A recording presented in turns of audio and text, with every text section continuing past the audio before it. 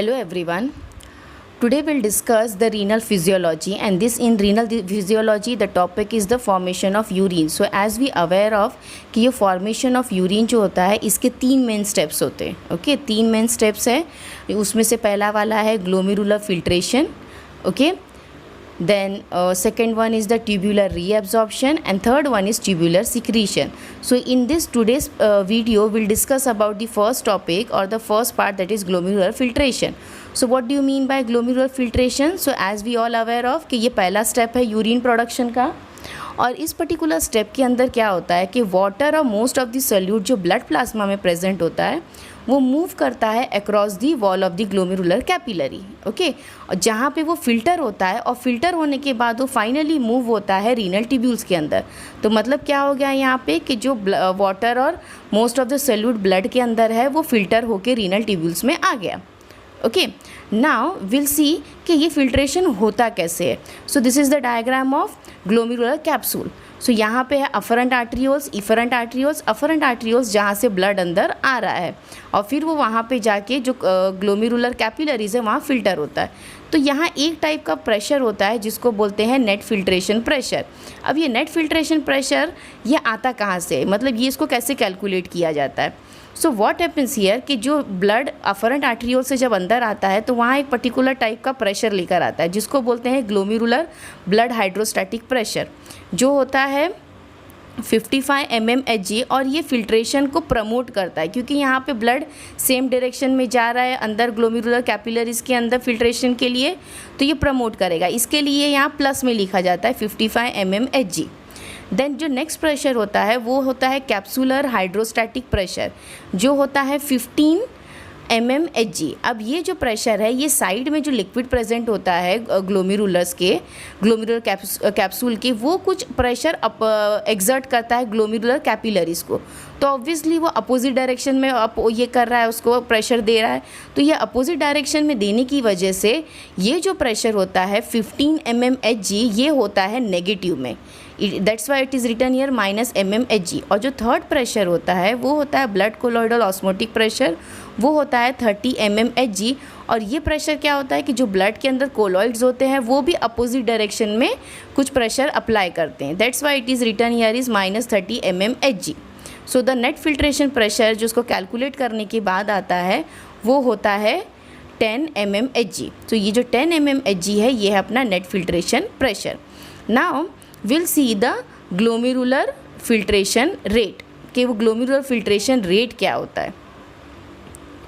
So glomerular filtration rate is what is nothing but the amount of filtrate जो in all renal corpuscles of both the kidney में form होता है in each minute is called as a glomerular filtration rate. उसको बोलते हैं, ये देखो एक किडनी में फॉर्म हो रहा है उसको बोलते हैं बोथ द किडनी में फॉर्म हो रहा है उसको बोलते हैं glomerular filtration rate.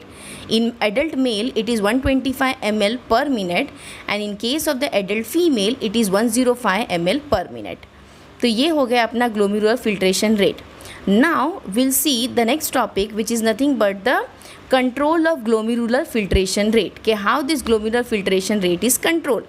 So you can see here कि glomerular filtration rate is controlled by 3 different mechanism. That mechanism include renal autoregulation, neural regulation and hormonal regulation. So first we'll see the renal autoregulation. So what do you mean by renal autoregulation? तो renal autoregulation मतलब automatically renal जो regulation होता है blood pressure का. So ये यहाँ पे है tubulo-glomerular feedback और एक होता है myogenic mechanism. तो ये myogenic mechanism है, ये बहुत important role play करता है blood pressure increase और decrease होता है तब. सो यहाँ पे क्या है, ऑटो रेगुलेशन का मतलब ही क्या है कि ये ऑटोमेटिक है ये प्रोसेस. तो इसके अंदर क्या, इसमें ये मायोजेनिक मैकेनिज्म में क्या होता है कि ये 2 तरीके से एक्ट करता है कि when when there is a increase blood pressure and when there is a decrease blood pressure. तो जब ब्लड प्रेशर इंक्रीज होता है तो क्या होता है कि it stretches the wall of the afferent arterioles.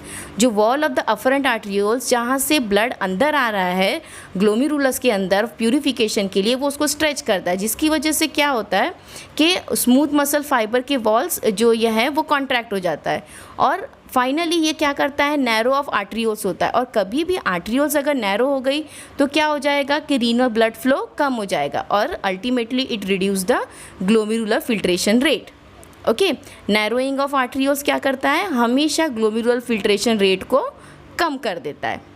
Okay, अभी जो ये हो गया, अगर इंक्रीज ब्लड प्रेशर है तो कैसे किडनी रिस्पॉन्ड करती है, ग्लोमेरुलर फिल्ट्रेशन रेट पे क्या फ़र्क पड़ता है वो।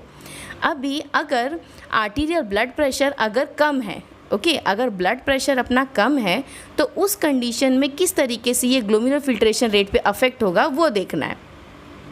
सो you can see here arterial blood pressure falls. So जब भी आर्टीरियल ब्लड प्रेशर फॉल होता है तो मायोजेनिक मैकेनिज्म क्या करता है कि ये क्या करेगा कि ये स्मूथ मसल सेल जो है, स्मूथ मसल्स अफरेंट आर्टरियोल्स, जहाँ से मेन ब्लड अंदर आ रहा है किडनी के अंदर प्यूरिफिकेशन के लिए, उसको स्ट्रेच लेस करेगा और रिलैक्स कर देगा। और जब वो रिलैक्स हो जाता है तो क्या हो जाएगा, रिलैक्सेशन होने की वजह से अफरेंट आर्टरियोल्स डायलेट हो जाएगी और रीनल जो फ्लो है वो इंक्रीज़ हो जाएगा। और कभी भी रीनल फ्लो इंक्रीज़ होता है तो क्या करेगा, ग्लोमेरुलर फिल्ट्रेशन रेट को इंक्रीज़ कर देगा।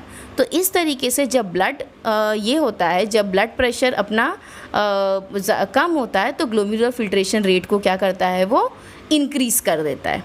तो ये हो गया इसका दो मैकेनिज़्म, एक बार में डिक्रीज़ हो रहा है, एक में इंक्रीज़ हो रहा है। अब नेक्स्ट वाला आ गया ट्यूब्यूलो ग्लोमेरुलर फीडबैक। अब ये फीडबैक मैकेनिज़्म है कि जब glomerular filtration rate above normal जाता है, मतलब जब ग्लोमेरुलर फिल्ट्रेशन रेट बढ़ जाता है in response to increase systemic blood pressure. Okay, कभी भी हमने देखा कि ब्लड प्रेशर इंक्रीज़ हुआ है तो ग्लोमेरुलर फिल्ट्रेशन रेट जो है वो इंक्रीज़ हुआ है। ओके, तो अभी क्या हो गया कि जब यहाँ पे ग्लोमेरुलर फिल्ट्रेशन रेट इंक्रीज़ हो गया तो ये फिल्टर्ड करेगा blood flow, filter blood flow मोर रैपिडली। तो यहाँ पे जो ट्यूब्यूल्स है और नेफ्रॉन के लूप है उसको लेस टाइम मिलेगा सोडियम क्लोराइड और वाटर को रीएब्जॉर्ब करने के लिए। ओके, जो प्रॉक्सिमल कॉन्वोल्यूटेड ट्यूब्यूल है उसको लेस टाइम मिलेगा कि वो सोडियम क्लोराइड वाटर इसको रीअब्जॉर्ब करे, क्योंकि ग्लोमेरुलर फिल्ट्रेशन रेट बढ़ गया है तो जल्दी जल्दी क्या हो रहा है, फिल्टर हो रहा है। तो जो मैक्यूलर डेंस सेल है, ये मैक्यूलर डेंस सेल क्या करेगा, डिटेक्ट करेगा increase delivery of sodium chloride and water को, क्योंकि क्या हो रहा है, लेस टाइम मिल रहा है तो वो रीअब्जॉर्ब ही नहीं कर पा रहा। तो जो एक्स्ट्रा सोडियम है वो मैक्यूलर डेंस सेल उसको डिटेक्ट करेगा और ये क्या करेगा, जो मैक्यूलर डेंस सेल है ये क्या करेगा, इनहिबिट करेगा नाइट्रिक ऑक्साइड को। अब ये जो नाइट्रिक ऑक्साइड है ये क्या फंक्शन परफॉर्म करता है, तो जो नाइट्रिक ऑक्साइड है ये क्या करता है, वैसोडाइलेशन करता है।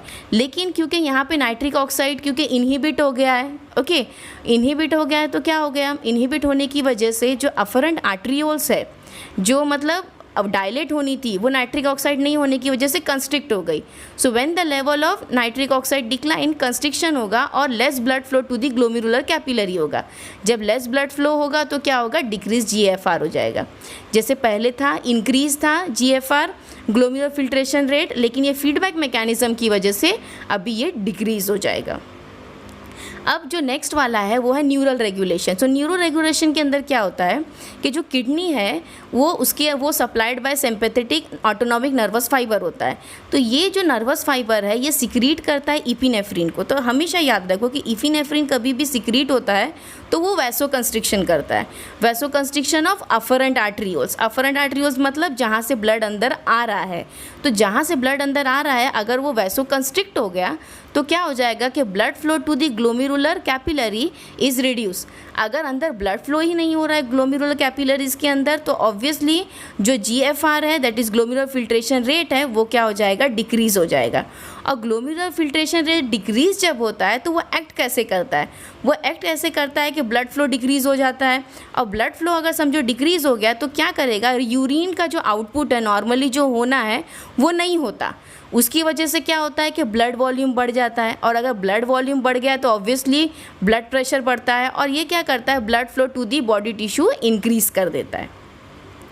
अब जो थर्ड वाला पार्ट है वो है हार्मोनल रेगुलेशन। क्या हार्मोनल रेगुलेशन? तो there are 2 hormones which involve in the regulation of GFR। One is the angiotensin 2 and one is the atrial natriuretic peptide. अब ये जो एंजियोटेंसिन 2 क्या है, ये है वैसोकंस्ट्रिक्टर, ये पोटेंट वैसोकंस्ट्रिक्टर है। मतलब ये क्या करेगा, जो अफरेंट और इफरेंट आर्ट्रियोल्स है, मेनली जो अफरेंट आर्ट्रियोल्स जहाँ से ब्लड अंदर आ रहा है, इफरेंट आर्ट्रियोल जहाँ से ब्लड बाहर जा रहा है, वो क्या करेगा, उसको कंस्ट्रिक्ट कर देगा, जिसकी वजह से ब्लड फ्लो जो है वो रिड्यूस हो जाएगा और it will decrease the GFR। Okay, यहाँ डिक्रीज हो गया GFR। नाउ ये अपना फंक्शन हो गया एंजियोटेंसिन 2 का, कि एंजियोटेंसिन 2 कैसे अफेक्ट कर रहा है GFR के ऊपर, उसको रिड्यूस कर रहा है। अभी एट्रियल नाइट्रियूरेटिक पेप्टाइड, तो ये प्रेजेंट होता है cell in the atria of the heart. तो cell in the atria of the heart क्या करता है, सिक्रीट करता है ANP। ये stretching of atria as a result of increase blood volume. जब ब्लड वॉल्यूम बढ़ता है तो वो टाइम पे ANP रिलीज होता है एट्रिया से। ओके, अब ये एट्रिया क्या करता है, वो रिलीज़ करता है ANP को। अभी ANP ब्लड में आ गया, एट्रियल नाइट्रियूरेटिक पेप्टाइड। अब ये एट्रियल नाइट्रियूरेटिक पेप्टाइड क्या करेगा, रिलैक्सेशन ऑफ मैसेंजियल सेल करेगा। ये मैसेंजियल सेल एक टाइप के स्पेशल सेल होते हैं जो किडनी में प्रेजेंट होते हैं। ओके, वो इस और क्या, ये ANP और क्या करता है कि इंक्रीज करता है capillary surface area available for filtration. मतलब फिल्ट्रेशन होने के लिए जो सरफेस एरिया है वो उसको बढ़ा दिया। तो जितना ज़्यादा एरिया है उतना ज़्यादा फिल्ट्रेशन हो रहा है, मतलब उतना ज़्यादा ग्लोमेरुलर फिल्ट्रेशन रेट है। सो कभी भी मैसेंजर सेल जो है वो रिलैक्स हो गया और एट द सेम टाइम जो कैपिलरी सरफेस है वो भी इंक्रीज़ हो गया, तो इंक्रीज़ GFR हो गया। जब इंक्रीज GFR हो गया तो it increase the renal flow. So this is how this particular hormonal regulation acts. So this is all about our first step of urine production. Thank you.